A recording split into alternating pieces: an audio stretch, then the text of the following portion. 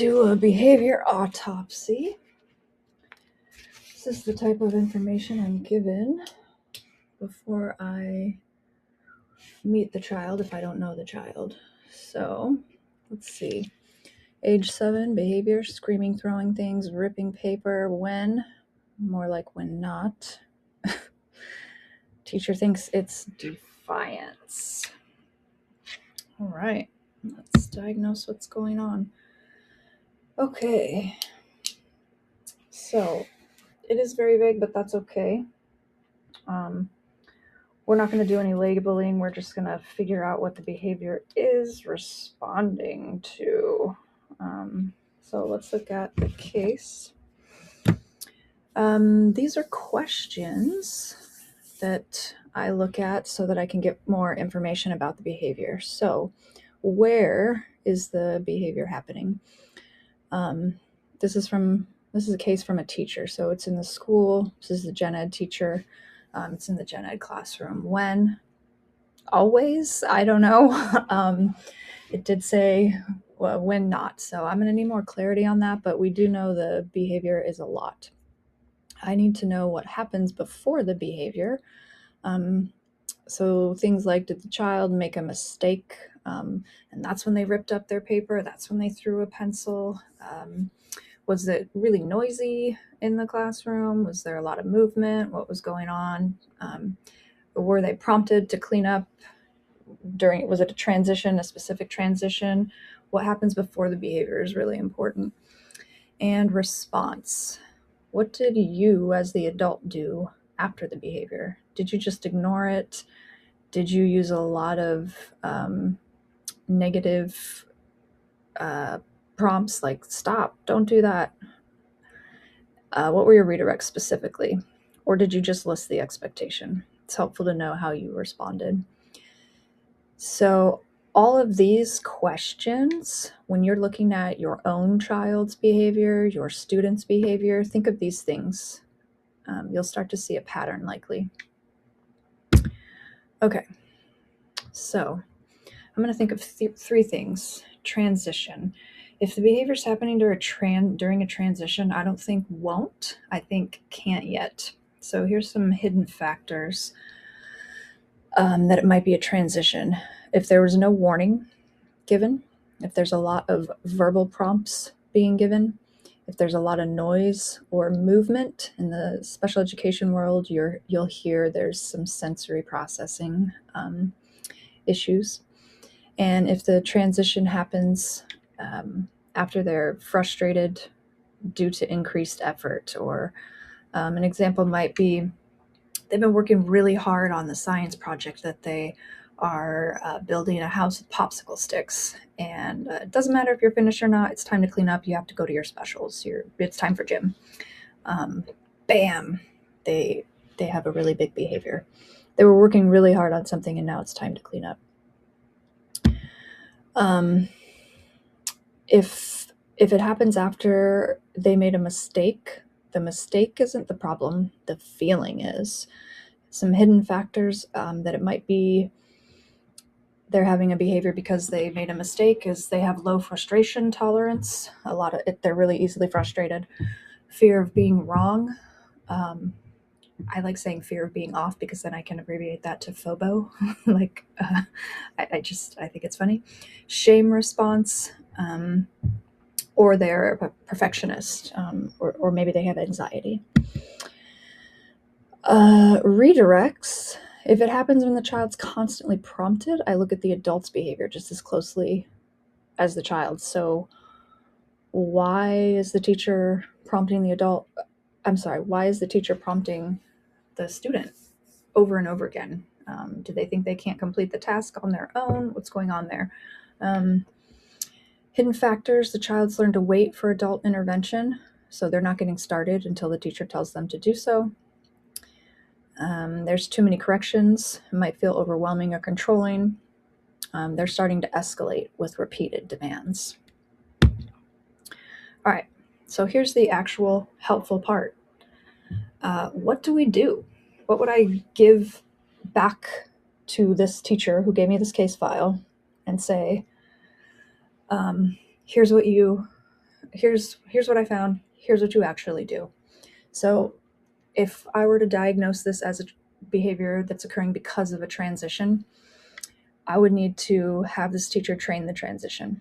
So we're going to add predictability. We do that.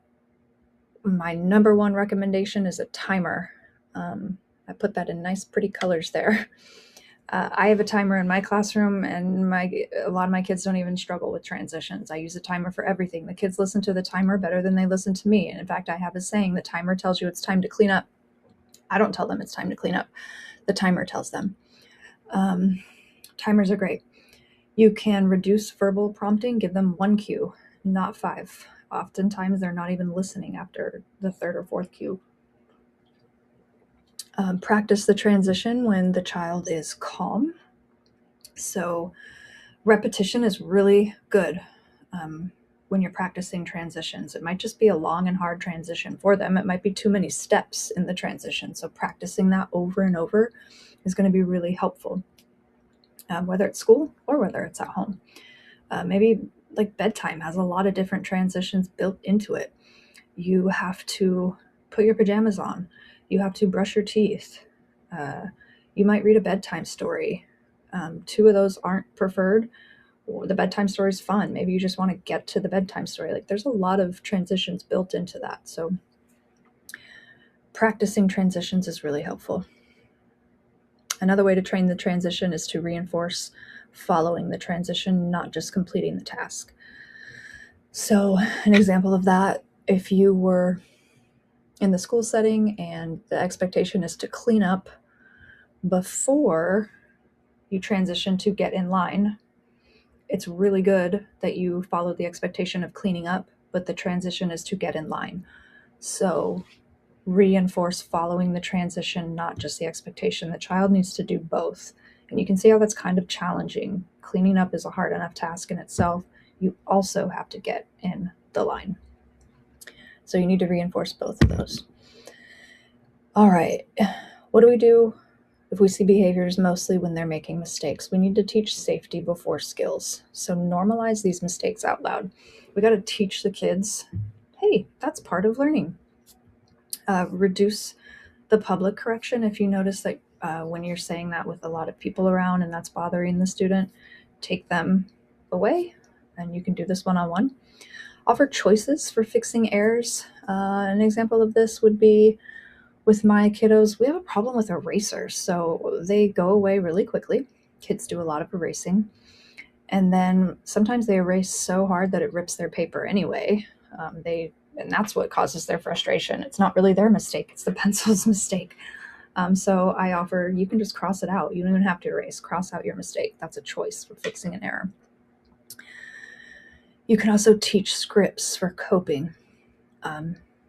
Tell the student, as the teacher, you can tell the student, you can say, I made a mistake. I can try again. And the student will repeat this word for word what you said. I love teaching students exactly what to say. And they like it too. Scripts are a great way to teach children how to act. For redirects, what do? We need to teach independence and clarity. So first, we should reduce verbal redirects. We need to state expectations before the behavior so that they know exactly what to do. We need to use neutral cues instead of repeated corrections, and reinforce independent compliance. So we want these kids to be independent. We want to get them to try to do it by themselves before we're telling them on and on and on what they need to do, because eventually they're going to rely on that. They're not even going to be listening to what you're saying. They're just going to wait for you to come over and tell them what to do. We don't want that. All right. So, got all these notes for my teacher. And first note I'm going to have back for my teacher is that I'm going to need a little more information next time. But it's good because a lot of people don't know the signs to look for. So if we go back to this slide, these are the signs that I want everyone to look for. Tell your teacher, tell your parents, tell your friends. If your kid's having a lot of behavior, look for these signs. I'm a behavior detective. It comes naturally to me, but it doesn't come naturally to most people. We need to figure out what the behavior is responding to, because ultimately behavior is communication. It's better to diagnose what it's trying to say instead of decide on our own that the kid is just being defiant. Um, if you think about it rationally with me, kids don't want to be bad on purpose. It creates a lot of negative feelings for them. Um, so, what all of this shows is that behavior isn't random. Even when the information is limited, patterns will still emerge, especially when we pay attention to the timing and how the adult is responding. So, that's the behavior, and that's what it means.